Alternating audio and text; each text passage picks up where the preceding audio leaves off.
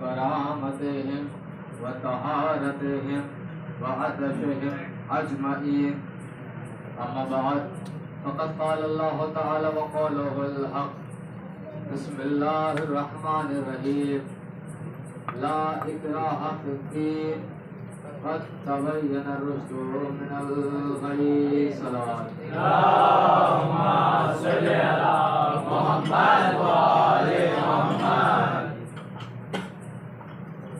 हज़रत गिरामी क़द्र निहायत वाजिबुल एहतराम इमाम मज़लूम करबला के अज़ादारान, आप जानते हैं कि जिस खम्से मजालिस का आगाज़ किया गया, आज वो सिलसिला अपने तीसरे मरहले में दाखिल है और तारीख़ के हवाले से, हिस्ट्री के हवाले से कुछ चीज़ें आप तक पहुँचाई जा रही हैं कि तारीख़ का नाम रोशन करने वाले कौन थे और तारीख़ को बदनाम करने वाले कौन थे, इस्लाम में आगे बढ़ बढ़ के हमले करने वाले कौन थे और अपनी जान बचाकर पहाड़ों पे जाके कूदने वाले कौन थे। सारी बातें तो बयान नहीं हो सकती, कुछ बातें कुछ अल्फाज आप तक पहुँचाए। मुसलसल 2 दिन हो गए हमें खैबर की वजाहत करते हुए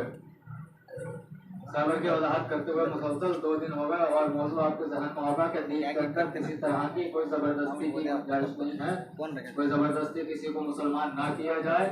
और अल्लाह ने आगे फरमाया कि हिदायत को हमने गुमराही से अलग कर दिया है और रोशन कर दिया है, यानी पता चला जहाँ पे हिदायत होगी वहाँ पर गुमराही नहीं होगी, जहाँ पर गुमराही होगी वहाँ पर हिदायत की गुंजाइश नहीं होगी। हमने अभी बताया कि मुसलसल 2 दिन खैबर पर रोशनी डालते हुए हो गए।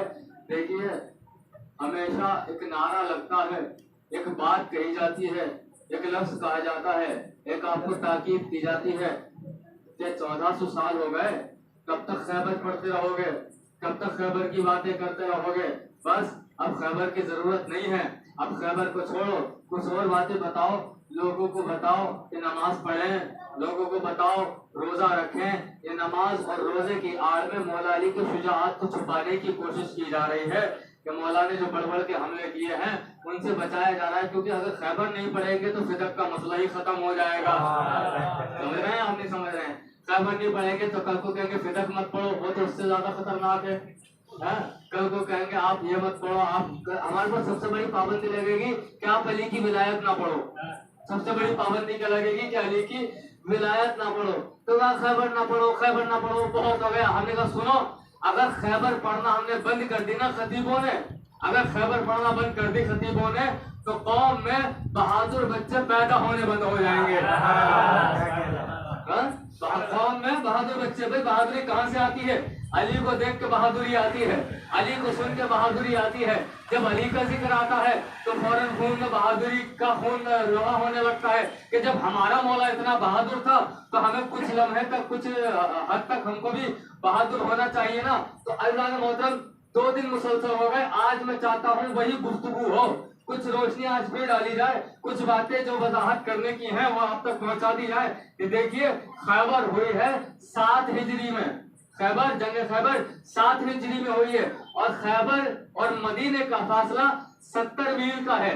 70 मील यानी तकरीबन 140 किलोमीटर के आसपास हो रहा है, 130 किलोमीटर और 140 किलोमीटर के आसपास हो रहा है। याद रखिएगा, मैं हिस्ट्री का कुछ पहलू, तारीख का कुछ पहलू आप तक पहुंचाने की कोशिश कर रहा हूँ कि खैबर और मदीना, इसकी जो मसाफत है, इसकी जो दूरी है वो तकरीबन 130 किलोमीटर की है। मैं क्यों बता रहा हूँ, आगे चल के पता चलेगा।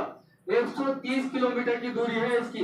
अब ये खैबर जो है, ये खैबर किले का नाम नहीं है, खैबर जगह का नाम है, जगह का।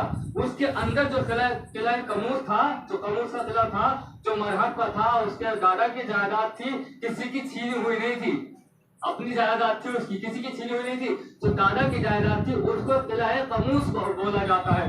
अब अज़ादारों ये सुनिएगा कि इसके जो दादा है, मरहब के जो दादा है, इसके दादा का नाम था अख्तब। क्या नाम था इसका? अख्तब। और इसके बाप का नाम था, मरहब के बाप का नाम था हाई। हई अल्लाह का लक़ब है, यानी जिंदा रहने वाला। तो दादा का नाम था अख्तर और बाप का नाम था हई, और इसकी माँ जो थी वो नुजूमी थी, यानी सितारों को देखकर पता लगाती थी किसके साथ क्या होने वाला है। तो है ना, भाई जाहिर सी बात है, अगर हम टीचर हैं तो पहले अपने घर के बच्चों को पढ़ाएंगे ना, अगर हम डॉक्टर हैं तो पहले अपने घर के बच्चों का इलाज करेंगे ना। यानी जो घर में वालिदैन होते हैं वो बच्चों पे जरूर तजुर्बा करते हैं। अम्मा चूंकि नुजूमी थी, सितारों को देखती थी, सितारों को देख के बताती थी तेरे साथ इस बरस में ये हो जाएगा, तेरे साथ उस बरस में ये हो जाएगा, ये सारे नुजूम बताती थी। एक दिन ख्याल आया मैं सबका बताती हूँ, क्यों ना आज अपने बच्चों का देख लूं। इसके 5 बेटे हैं, मतलब के 4 भाई और हैं, 5 बेटे हैं। कभी मैं देख लूं मेरे बच्चों के साथ होने क्या वाला है। आखिरी वक्त था, मरने वाली है। इसने जायचा तैयार किया, नक्शा देखना शुरू किया, सितारों के इल्म से इन्हें अंदाजा लगाया। उसने उन तीनों को नहीं बुलाया, अंतर को बुलाया, मरहब को बुलाया और कहा तुम हमारे पास आओ, आज हम तुम्हें बताए। देखो आज तक मैंने दूसरों के सितारे देखे, आज तक मैंने दूसरों की तकदीरें देखी, लेकिन आज मैंने तुम्हारी तकदीर देखी है। ए मरहब, ए अंतर, तुम बहुत बड़े पहलवान हो, जिंदगी में किसी से शिकस्त नहीं खा सकते, मगर खबरदार एक वक्त आएगा, एक हैदर नाम का शख्स तुमसे लड़ना आएगा। मैं कहती हूँ सबसे लड़ना, मगर उससे न लड़ना। काश मैं लफ्ज पहुंचा दूं आप तक। कहा देखो सबसे लड़ना, उससे न लड़ना। भाई देख चुकी थी ना, सितारे देख चुकी थी ना कि सबसे लड़ना मगर हैदर से न लड़ना, मगर हैदर से न लड़ना। जो ये आगे कहे ना मेरी माँ ने मेरा नाम हैदर रखा है तो उससे न लड़ना। सुनिए, माँ ने वसीयत की थी मगर इसने मानी नहीं। अब तुम्हारे लिए पैगाम दूं, इसलिए कहते हैं माँ बाप का कहना मानना बहुत जरूरी है। मरहम ने माँ की नहीं मानी, वो जहन्नुम में गया, और उसके बाद नूह के बेटे ने बाप की नहीं मानी तो वो भी जहन्नुम में गया। जो है आपके नहीं है। तो माँ बाप का कहना, माँ ने कहा था कि देखो ना लड़ना, मगर लड़ने पहुंच गया। बाप ने, नूह ने कहा कि देखो वहां ना जाना, तो उसने कहा बाबा तूफान आएगा, सैलाब आएगा, पानी आएगा, मैं तो बच जाऊंगा। अच्छा कैसे बचेगा? कब मैं पहाड़ पे चला जाऊंगा। मेरी समझ में ये नहीं आता, ये जितनी नबी की मुखालफत करते हैं पहाड़ों की तरफ क्यों भागते हैं? पहाड़ों की तरफ क्यों भागते हैं? जितने भी हैं ये पहाड़ों की तरफ क्यों भागते हैं? अब नबी, क्योंकि खैबर में जाना है ना, जंग करनी है ना, ये आज मैं इसको इख्तिताम के मंजिल तक लाने की कोशिश कर रहा हूँ। आपने बहुत नारे लगाए, आपने बहुत दाद दी, मेरी औकात से ज्यादा, मेरी उम्मीद से ज्यादा, जो मेरा हक नहीं बनता था आपने बहुत हौसला अफजाई की। लेकिन नौजवानों तक एक तारीखी पहलू पहुंच जाए, इसलिए मैंने इस पहलू का, इस मौजू का इंतखाब किया था। इंशाअल्लाह कल से और तारीख के दूसरे पहलू आप तक बयान किए जाएंगे। तो सुनिए कि नबी पैगम्बर इस्लाम कहाँ है? मदीने में। जंग करने कहाँ जाना है? 70 मील के फासले पर, 130-140 किलोमीटर के दूरी पर जंग करने के लिए जाना है। अब नबी जंग के लिए चले, कितने लोगों को लेकर चले? 1400 लोगों को लेकर चले। सवारियां कितनी थी? 200 सवारियां थी। ये ऊंट, ये गधे, ये खच्चर, ये घोड़े सब मिला के 200 थी। यानी इसका मतलब ये हुआ 200 लोग सवार थे तो 1200 लोग पैदल थे। अब जाहिर सी बात है 130 किलोमीटर चलने के बाद हालत क्या होगी? थक जाएंगे ना, चेहरे से थकन नजर आएगी, चेहरे से थकन नजर आएगी। अब ये पहुंचे खैबर में, नबी लश्कर को लेके 1400 लोगों को, 1400 लोगों को लेके पहुंचे। वहां पहुंचे तो वहां के जो यहूदी खैबर के बाहर किले के बाहर टहल रहे थे, उन्होंने जाके खबर दी मरहब को, अंतर को, कि सुनो वो आ गए जिनको आना था। कब कौन आया है? कि नबी आए हैं मदीने से। अकेले आए हैं? अकेले नहीं आए हैं, 1400 लोगों को लेकर आए हैं। और सुनो, मैं चाहता हूँ, वो ये मुशीर है, मैं चाहता हूँ ये लोग थके हुए हैं, बड़ी आसानी से मार दिए जाएंगे, इनको अभी मार दो। मरहब चाहता तो मार देता, सुन रहे ना, मरहब चाहता तो मार देता। ये जो 2 मजलिस हुई है ना, आज उसका खुलासा बयान कर रहा हूँ मैं। आज की मजलिस में पूरी खैबर का खुलासा बयान कर रहा हूँ। उसने कहा सुनो, मार सकता हूँ मगर मारूंगा नहीं। उसने कहा कमजोरों का हाथ उठाना मेरी आदत नहीं है। बताइए हमने ला इलाहा इल्लल्लाह कब कहा था? मोहम्मद रसूलुल्लाह कब कहा था? मगर इतना जानता था जो कमजोर हो उस पर हाथ नहीं उठाया जाता है। मगर मुसलमानों की आप सिफत देखें, वही जुल्म करेंगे जिसके अंदर ताकत नहीं होगी, जिसके अंदर हिम्मत नहीं होगी, उसी पर अपना जुल्म करेंगे, उसी पर अपना जोर दिखाएंगे। अब सुनिए, खैबर में ऐलान हुआ कि काफिला आ गया है। अच्छा काम करो, जितने यहूदी हैं सब अंदर आ जाओ, तवज्जो रखिएगा, अंदर आ जाओ। अंदर चले गए, जल्दी जल्दी में अपनी सवारियां बाहर छोड़ के चले गए। सवारियां अपनी अंदर लेके नहीं गए। सवारियां क्या थी? गधे, खच्चर, ये सवारियां थी। अब अंदर चले गए। जाने के बाद कहा कि हमारी सवारियां तो बाहर रह गई। बोले कोई बात नहीं, अब रह गई तो रह गई। ये बताओ सवारियों की जान ज्यादा प्यारी है या अपनी जान ज्यादा प्यारी है? कहा भाई हमारी जान ज्यादा प्यारी है, कि सवारियों को बाहर रहने दो। मगर ये जो नए नए मुसलमान थे ना, इन्होंने 200 गधों को देखा। इन्होंने कहा भूखे हैं, सबको काट डालते हैं और खा जाते हैं। इन्होंने ज़िबा करना शुरू किए। पहला गधा काटा, दूसरा गधा काटा। जनाब सलमान फारसी ने देखा। सलमान फौरन आका की खिदमत में आए, कहते नबी अल्लाह गजब हो गया, मुसलमान गधे को ज़िबा कर रहे हैं और उसको खाने की कोशिश कर रहे हैं। एक मरतबा नबी ने कहा कि मुसलमानों से कहो इनका गोश्त खाना हराम है, और जिस बर्तन में पका रहा है उस बर्तन को भी तोड़ दो, उसको बर्बाद कर दो। मैं कहूंगा अरे जब सब खा रहे थे तो सलमान को भी खा लेना चाहिए था। सलमान भी खा लेते। जनाब सलमान आपने क्यों नहीं खाया?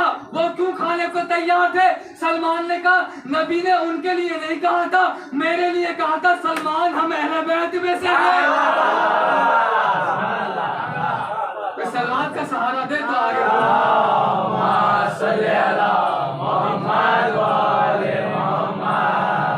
यकीन मानिए, बिल्कुल हक कह रहा हूँ। आज बिल्कुल अगर आप लोग थकन का एहसास करें तो कीजिए। मैं तारीख पहुंचाऊंगा। बिल्कुल एक नारे का तलबगार नहीं हूँ, आपकी मर्जी जहां तक होगी इंशाल्लाह, मगर मैं एक नारे का तलबगार नहीं हूँ। मैं सोचता हूँ कि आज इसका खुलासा बयान कर दिया जाए। गधे काटे जाने लगे। सलमान तुम भी खा लेते, तो नबी ने इनको थोड़ी कहा था कि मुझ में से हैं। सलमान को कहा था कि मुझ में से है। सलमान मिन्ना अहल बैत, सलमान तो हम अहल बैत में से हैं, समझ रहे हैं? और जहाँ अहल बैत होते हैं वहाँ हराम नहीं होता है। गधे का गोश्त नबी ने क्या कहा था? हराम है। जहाँ नबी जहाँ पर अहल बैत होंगे ना वहाँ नाजायज आएगा, ना वहाँ पर हराम आएगा। अब सुनिए, मंजर पूरा नजर में है आपकी, पूरा निगाहों में मंजर है। मुसलमान है वहां पर, और वो खिड़की खोलता था अपनी ऊपर वाले रूम से, अपने कमरे से खिड़की खोलता था। जब मुसलमान आते थे ना लड़ने के लिए, जंग करने के लिए, वो खिड़की खोलता था, पूछता था आऊं? अरे नहीं नहीं, आप कुछ सहमत करेंगे, हम ही चले जाते हैं। मैंने कहा ना कोई मसला नहीं, जैसा आप सुनना चाहेंगे इंशाल्लाह। आऊं? अरे नहीं, कहाँ सहमत करेंगे, हम चले जाते हैं। क्या हुआ? तो उसने आऊं कहा, हम डर गए। नबी परेशान के, पहला दिन गुजर गया, अब क्या होगा? दूसरे दिन तो फिर पहुंचे, फिर आवाज आई आऊं? आऊं क्या? बोलेंगे यार कैसी बातें कर रहे हैं, आपकी जरूरत ही क्या है आपकी, हम तो ऐसे ही चले जाएंगे, आपको देख के चले जाएंगे, तलवार मत दिखाना हमें। अभी जाते थे आते थे, जाते थे आते थे। जब 39 दिन गुजर गए, सब सुना हुआ है ना, कुछ गौर से सुन लीजिए। जब 39 दिन गुजर गए, नबी ने मुसल्ला बिछाया और कहा परवरदिगारा कितना अच्छा होता काश अली को ले आते। तो है ना कि काश अली को ले आते।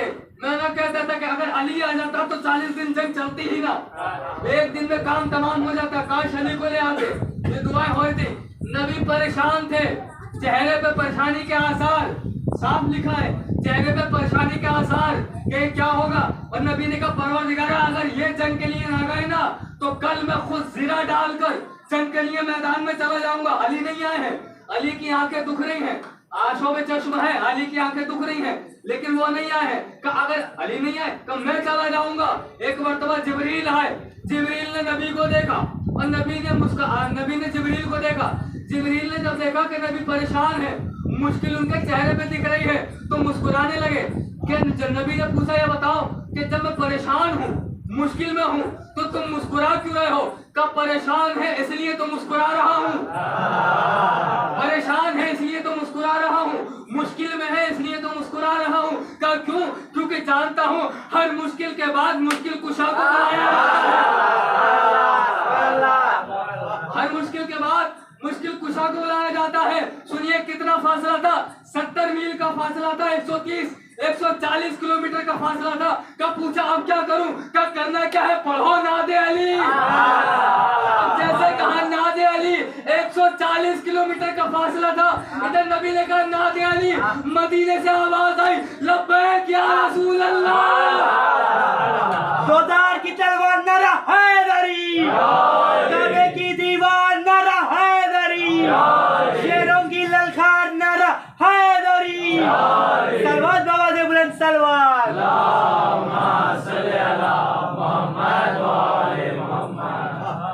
फासला 140 किलोमीटर का। इधर से कहा नादे अली, आवाज आई लब्बैक या रसूल अल्लाह। जैसे अली ने सुना कि नबी ने याद किया है, फौरन कंबर को बुलाया। कंबर ने पूछा मौला कहाँ जाना है? कब खैबर जाना है? कब मौला खैबर तो दूर है, कैसे जाएंगे? कब घोड़े पर जाएंगे? कब कम से कम 48 घंटे लगेंगे, 48 आवर्स। कैसे पहुंचेंगे?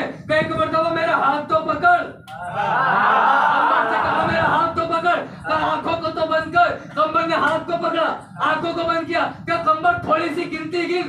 कंबर ने कहा 1 2 3। मौला ने कहा 1 2 3 को छोड़ दे, आंखें खोल।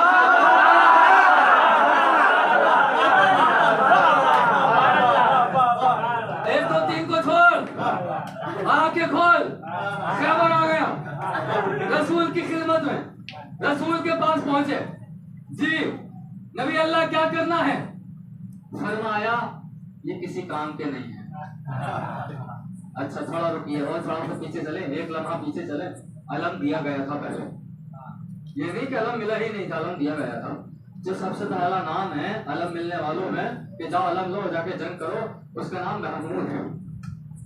अलम दिया गया कि जाओ, वो गए 5 दिन तक टहलते रहे, वापस आ गए। फिर उनको मिला, वो भी गए, वो भी वापस आ गए। लेकिन उन्होंने काम अच्छा किया, ये जो थे उन्होंने काम अच्छा किया।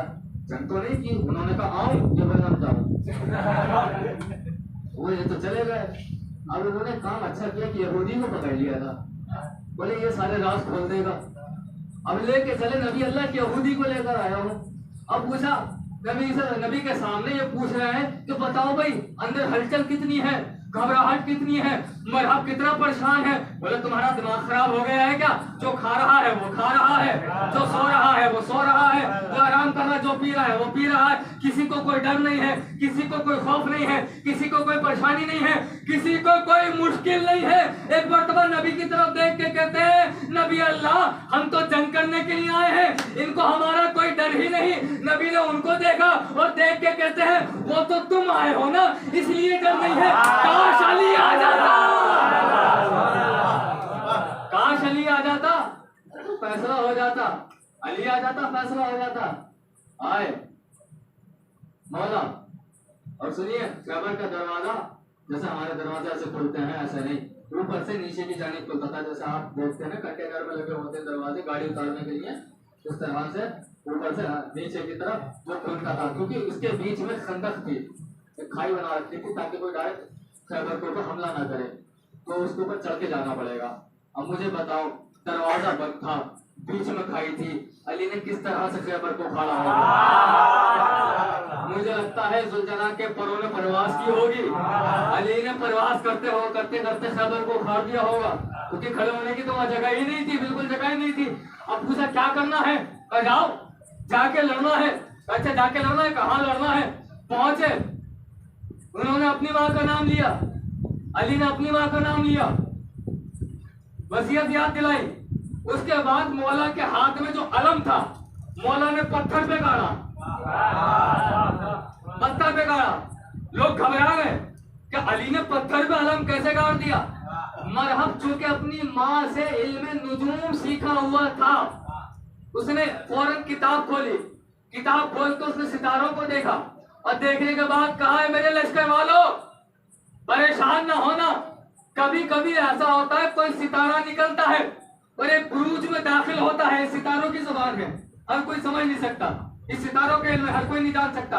वो दाखिल होता है तो वो जितनी देर में निकल के बुरूज में दाखिल होता है उतनी देर तक पत्थर नरम हो जाता है, मोम बन जाता है। अली ने कोई कमाल नहीं किया था, पत्थर पे अलम गाड़ के कोई कमाल नहीं किया था। जैसे मरहब की ये बात सुनी फौरन अली ने कहा अच्छा अब ये तो बता वो सितारा दोबारा कब निकलेगा? उसने कहा अली ये तो कई कई हजार साल के बाद निकलता है, अब नहीं निकलेगा, अब चाहे तो पत्थर पे अलम गाड़ के देख लो। मौला ने फिर से अलम गाड़ा, मौला ने फिर से अलम गाड़ा। अब लोग परेशान हो गए, ये क्या हो रहा है? मौला ने कहा परेशान होने की जरूरत नहीं, मैं तो तुम्हें यह समझाना चाहता हूँ तुम वो हो जिनकी किस्मत सितारे बनाते हैं, हम वो है जो सितारों की किस्मत बनाते हैं। या अली, या अली, या अली, या अली। हैदरी आवाज़ बुलंद सलवात अल्लाहुम्मा सल्ली अला मुहम्मद व आले पत्थर बालम बड़ा लड़ने के लिए आया, पूरी जंग सुन ली ना 2 दिन आपने, आज तीसरा दिन है। खबर सुनते सुनते खैबर का लुत्फ देखिए, ये तीसरा दिन हो गया लेकिन मौजू तकमील तक ही नहीं पहुंच रहा है। दरअसल हालात ही ऐसे थे, अगर खैबर पड़ी जाए तो 40 दिन का टाइम चाहिए खैबर पढ़ने के लिए, 40 दिन का टाइम चाहिए खैबर पढ़ने के लिए, मगर 3 दिन में समझने की कोशिश कर रहा ताकि 1-2 जंगों का और तज़किरा हो जाए, तारीखी पहलू आप तक पहुंच जाए। हाँ, इससे बचिए, ये जो चीज ये जो फैलाया जा रहा है ना वहम कि खैबर ना पड़ी जाए, खंदक ना पड़ी जाए। मैंने कहा ना, औरतें बहादुर बच्चे पैदा करना बंद कर देंगी अगर मौला अली की शुजाअत नहीं सुनाओगे, मौला अली की बहादुरी नहीं बताओगे। ये चाल चली जा रही है, आज खैबर रोको, कल फिदक रोकेंगे, परसों गदीर रोकेंगे, उसके बाद आशूरा, उसके बाद अरबईन। अंदाजा लगाओ कहाँ जाएगा सिलसिला, कुछ नहीं कर पाओगे। बड़ी मुश्किल तक ये पहुंचा, मुश्किल से पहुंचा है जिक्र। अच्छा देखिए, यूट्यूब पे भी देखिए आप कैसे खैबर का मजाक उड़ाया जा रहा है, वीडियो देखिए ना आपने, कैसा खैबर का मजाक उड़ाया जा रहा है। वो पहुंच गए पता नहीं कहाँ पर, उन्होंने एक कच्ची सी लकड़ियों का खराब सा दरवाजा देखा, बोले ये था, शिया देखो कैसे करते हैं, ये था इतना सा दरवाजा हल्का सा, ये देखो मैंने उखाड़ा। जो है आपके नहीं है, इसके लिए 1400 साल से पढ़ रहे हैं, अली फातह खैबर है, बाबा खैबर को उखाड़ने वाला है। अरे भाई ये उखाड़ दिया तो कौन सा कमाल हो गया। तो जो जुमला देने जा रहा हूँ, ये खैबर का दरवाजा ये मामूली सा कच्ची लकड़ियों का मामूली सा हल्का सा, कोई वजन नहीं, कमजोर सा, आराम से उखड़ जाएगा, कोई जानवर उखाड़ देगा, वो तो शेर खुदा थे, अगर उखाड़ दिया तो कमाल क्या है। मैंने कहा चल तेरी बात मान लेते, बहुत मामूली था, तो फिर सवाल का जवाब दे, 39 दिन तेरे अब्बा से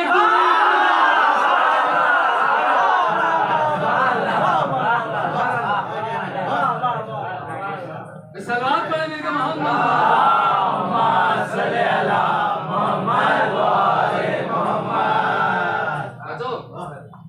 39 दिन उनसे क्यों नहीं उखड़ा। जब तुम उखाड़ सकते हो वो तो बहादुर थे, वो तो बहादुर थे, तुम उखाड़ सकते हो तो वो क्यों नहीं उखाड़ सकते थे।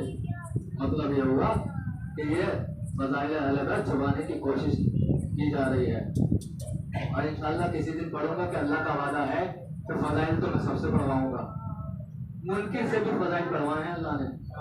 इंशाअल्लाह पढ़ूंगा किसी मजलिस में, और मुनकिरों से दुश्मनों से फज़ाइल पढ़वानी है, दुश्मनों से फज़ाइल पढ़वाए हैं। तो ये तारीख के पहलू हैं, फरामोश न करना। जब अली की जुल्फ़कार चलती थी तो लोग जब बच नहीं पाते थे कपड़े उतारते थे। जंग सिफ़ीन में हमेशा मौला अली को सुना होगा, मौला अब्बास को सुना होगा आपने। जब मौला अली का भी हमला है जंग सिफ़ीन में, जब मौला चले हैं ना और तलवार निकाली, जब तलवार की चमक देखी, देखा अब तो अली हमें नहीं छोड़ेंगे। नाम पूछ लेना मुझसे, आप नाम बता दूंगा, बल्कियत मत पूछना, कंफर्म है ये जो बताऊं, बल्कियत मत पूछना, सनौत मत पूछना, नाम बता दूंगा पूरा। तो की आपने इधर अली की तलवार उठी, उधर उनके कपड़े उठे अली से बचने के लिए। अली जैसे करीबा देखा, अरे इसने कपड़ा उतार दिया, अली ने यूं हाथ रख लिया था, यूं हाथ रख लिया था, और रखने के बाद अपना मुंह फेर लिया, उसको छोड़ के चले गए। जब मरवान के पास ये पहुंचा, मरवान ने कहा भाई ये तो बताओ तुम्हारी हालत क्या हो रही है, तुम ये कपड़े कहाँ हैं तुम्हारे। उन्होंने कहा मुझे कपड़े प्यारे नहीं थे, जान प्यारी थी, मुझे इज्जत प्यारी नहीं थी, जान प्यारी थी। उन्होंने कहा शुक्र करो आज तुम्हारी शर्मगाह की वजह से तुम्हारी जान बची है, तुम नंगे हो गए इसलिए अली ने तुमको छोड़ दिया था। अली के जुल्फ़कार जब चलती है, अली के हाथ में रहकर तो शजरों का पता करके चलती है। इस जुल्फ़कार का जख्म सिर्फ उसको नहीं लगा जिसको मारा गया, उसकी नस्लों में गया, उसकी नस्लों में गया, और जो जख्म गया था उस जख्म ने फिर जख्म करबला तामीर किया, उस जख्म ने करबला का पूरा मंसूरा तैयार किया। यजीद 1-2 साल का यजीद नहीं था, 50 साल से यजीद तैयार हो रहा था। अजीजों 50 साल से यजीद तैयार हो रहा था। कब हमें दुश्मनी है तो बदला तो लेना है, अहले बैत से बहुत जबरदस्त वाला बदला लेना है हमको। और इल्जाम लगाते हैं 2 शहजादों की जंग थी। तुम यजीद को शहजादा मानते हो? शहजादा मानते हो? तुम्हारी नजर में शहजादा होगा वो, हमारी नजर में इब्लीस ज्यादा है। वो जो इमाम के खिलाफ खड़ा हो जाए वो इब्लीस ज्यादा है। और यजीद का दिफा करते हो, शर्म नहीं आई कि कल रसूल अल्लाह को क्या मुंह दिखाओगे तुम? जनाब फातिमा तो ज़हरा को क्या मुंह दिखाओगे? जनाब अब्बास को, मौला हसन को क्या मुंह दिखाओगे? यजीद का दिफा कर रहे थे। यजीद काबिल मजम्मत था, काबिल मजम्मत है, काबिल मजम्मत रहेगा। हुसैन काबिल जिक्र कल भी था, हुसैन काबिल जिक्र आज भी है, और हुसैन काबिल जिक्र कयामत तक रहेगा। दुनिया चाहे तो अब हमारे ऊपर कितने पहरे लगा दे, हमने हुसैन की अज़ा न कभी छोड़ी थी न कभी छोड़ेंगे। हज़रत आना ने करबला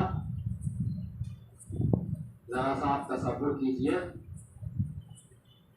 कि अगर आपके घर में छोटे छोटे बच्चे हों और आप जब कहीं जाते हैं तो बच्चे पूछते हैं बाबा कहाँ जा रहे हैं, तो आप कहते हैं मैं बाजार जा रहा हूँ, तो बच्चे फरमाइश करते हैं बाबा चॉकलेट लेकर आना, बाबा बिस्किट लेकर आना, बाबा टॉफी लेकर आना, ये सब फरमाइश करते हैं।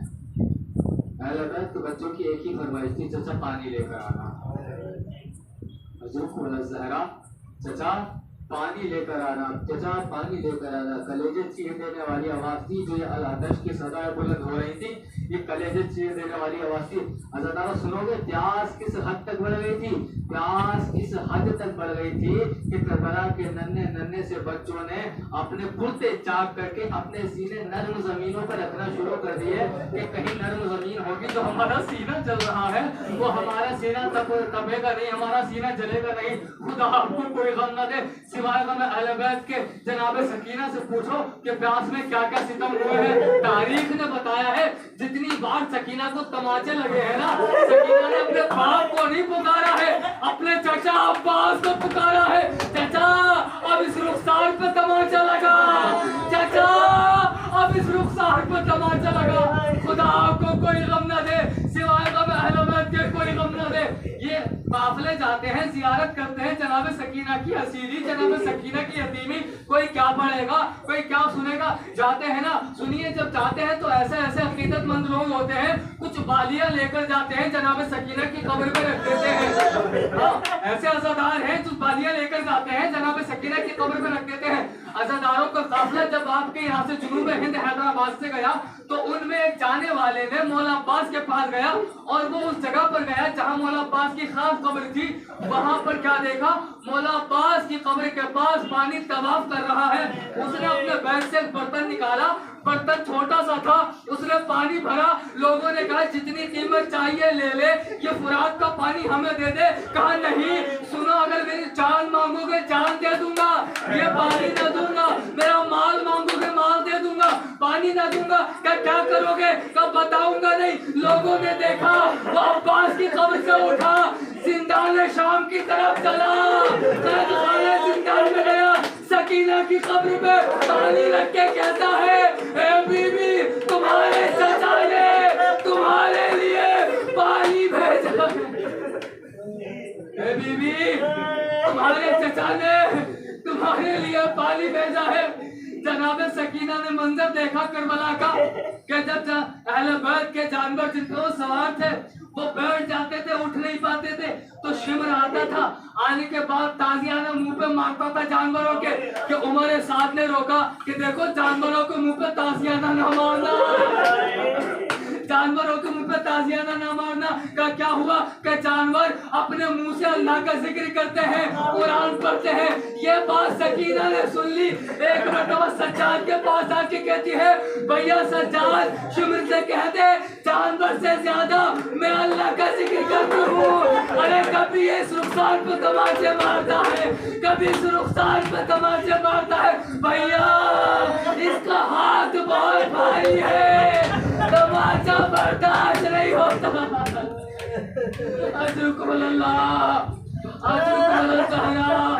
खुदा आपको कोई गम न दे सिवाय गम अहले बैत के। एक मंजर देखो अज़ादारों, शाम के जिंदान में काफिला पहुंचा। एक औरत ने ये सोचा कि ये लोग मिस्कीन हैं, ये लोग असीर हैं, इनको खाना देना सवाब होगा, इनको पानी देना सवाब होगा। उसने थोड़े से खाने का इंतजाम किया, उसने पानी का भी इंतजाम किया। जनाब ज़ैनब के पास आ गई, अहले हरम के पास आ गई। आने के बाद कहती है तुम लोग असीर हो, तुम लोग कैदी हो। मैंने रसूल अल्लाह से सुना है कैदियों की दुआएं जल्दी कबूल होती हैं। मैं तुम्हारे लिए खाना लेकर आई हूँ, मैं तुम्हारे लिए पानी लेकर आई हूँ। तुम लोग अगर दुआ करोगे, तुम लोग अगर दुआ करोगे तो तुम्हारी दुआ कबूल हो जाएगी। उसने पूछा ये छोटी सी बच्ची कौन है? आवाज आई ये यतीमा है, इसका बाप मार दिया गया। उसने कहा सुनो, कोई दुआ ना करे। मैंने सुना है जब कोई यतीम दुआ करता है ना तो अल्लाह बहुत जल्दी दुआ को सुनता है। तो ये यतीम दुआ करेगी, तुम लोग आमीन कहना। अब एक मरतबा जनाब सकीना को पास बुलाया, ए बच्ची मेरे लिए दुआ तो कर। कहा हाँ बताओ क्या दुआ करनी है? कब तू दुआ करेगी तो हम खाना देंगे, पानी देंगे। एक मरतबा सकीना ने कहा फूफी अम्मा मैं इसके लिए दुआ करती हूँ, आप सब बीवियां मिलकर आमीन कहना।